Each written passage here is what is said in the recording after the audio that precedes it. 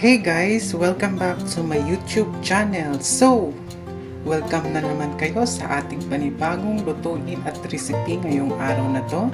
Welcome sa Gwapang Bisaya Kitchen. Okay guys, so for today's vlog, ang ating lulutuin ay napakasimple lang, napakamura na adobong manok.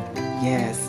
Simple lang ito guys kasi wala itong ibang sangkap. So, yung mga special na lutong adobo, meron silang hinahalo na Sprite, meron silang hinahalo na gulay gaya ng patatas.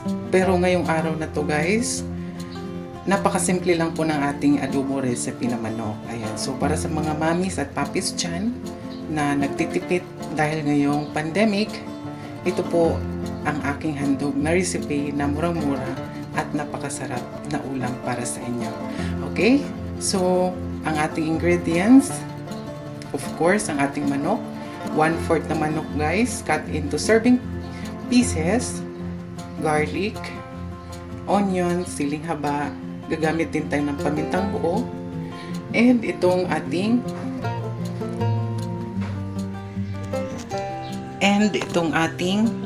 tanglad. So, ang tanglad kasi guys, kadalasan hindi talaga to ginagamit sa paglulutong adobo. Pero sa recipe na to, natutunan ko talaga na napakasarap pala ng isang adobo pag nilagyan po ng tanglad. Ang tanglad kasi guys, nagbibigay siya ng aroma scent, no?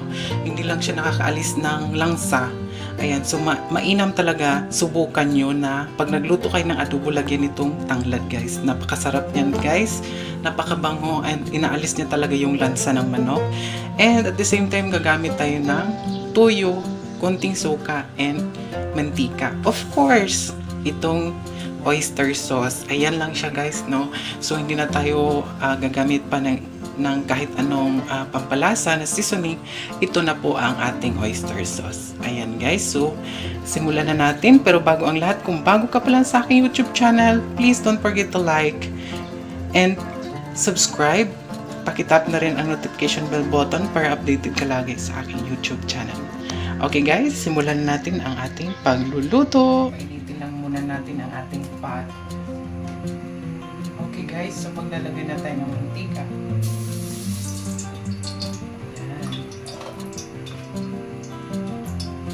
Then, saute the onion. So, mas nauna yung guys, sibuyas kasi mas madali kasi siyang yung garlic kasi madali siyang masunog. Ayan. And isusunod natin na ating garlic. So, wait lang natin hanggang golden brown yung ating sibuyas and garlic. Yan. So, isusunod na natin ang ating manok.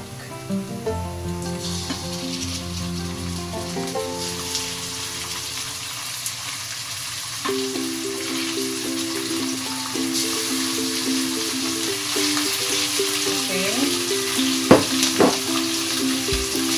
then, hamuin natin rice.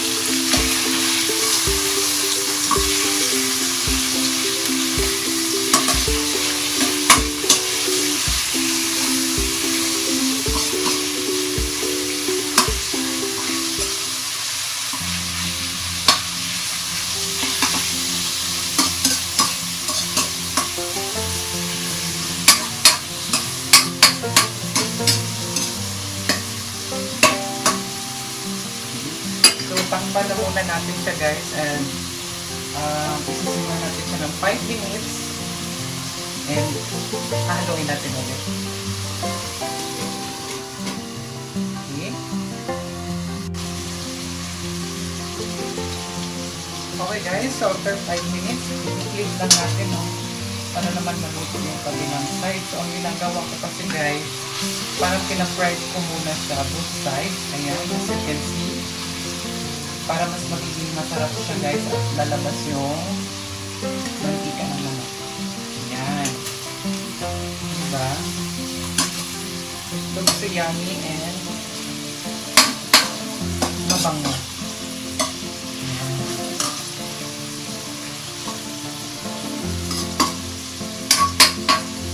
Now, tatakpan natin siya ulit para maluto yung kabilang side ng okay guys. So after 5 minutes, as you can see, ayan, maluto na yung both sides niya. So ngayon, maglalagay na tayo ng tubig. Ayan, lalagyan natin siya ng konting tubig. Siling haba. Paminta, ang ating paminta. Ayan. And of course, ang ating tanglad. Ayan. Bango nito guys. Lalagyan din natin yung toyo. Lagyan natin ng toyo guys. So, depende na lang po yan sa inyo. And maglalagay tayo ng kunting suka. Kunti lang guys. And then, haluin natin. O diba, napakasimple lang guys, napakadali lang. Tatakpan natin ulit guys, hintayin natin kumulo para ilagay natin ang ating pampalasa na oyster sauce. Okay? So, ayan guys, kumulo na siya. Ayan, hanguin lang natin, no? Paghaluin natin. Ang bango niya guys, promise. Kaya pag nagluto kayo ng ano guys, ng adobong manok, try nyo lagyan itong ito tanglad guys. Nawawala talaga yung lansa ng manok at the same time ang bango-bango niya, promise. Ayan. So now, lalagyan na natin ating oyster sauce. So itong oyster sauce guys ang magbibigay ng lasa ng ating adobong manok.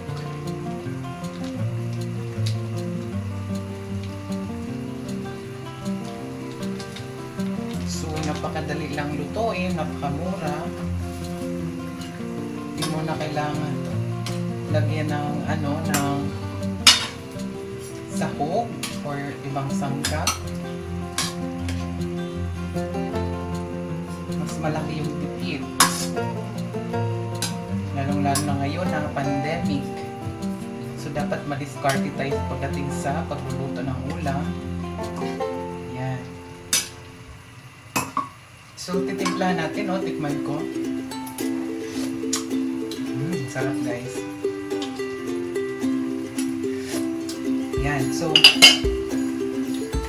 isisimmer na natin siya guys for 15 minutes hanggang sa maluto yung manok at lumapot na ang after 15 minutes, ito na ang ating napakasimple niluto na adobong manok. So, as you can see guys, lumapot na yung sabaw, nagiging saucy na yung sabaw niya. And luto na rin siya guys. Ayan, ang bango nito guys, napakasarap. Ayan, as you can see. O diba?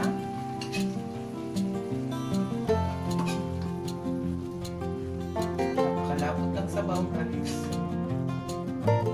So, paalala lang po ha, optional po ang paglagay ng sili. Kasi gusto ko kasi guys yung adobo medyo maanghang. Kaya naglalagay ako ng sili. Pero kung ayaw na naman na maanghang, ayan. So, depende na rin yan sa inyo.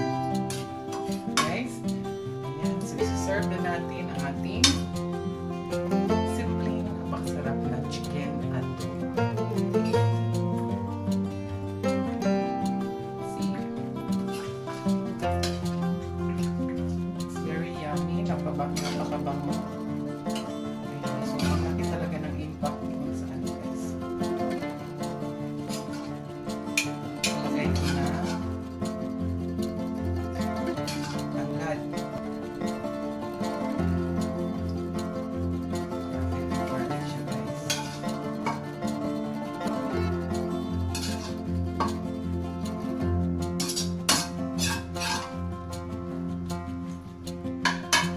Presenting my chicken adobo. Ayan guys.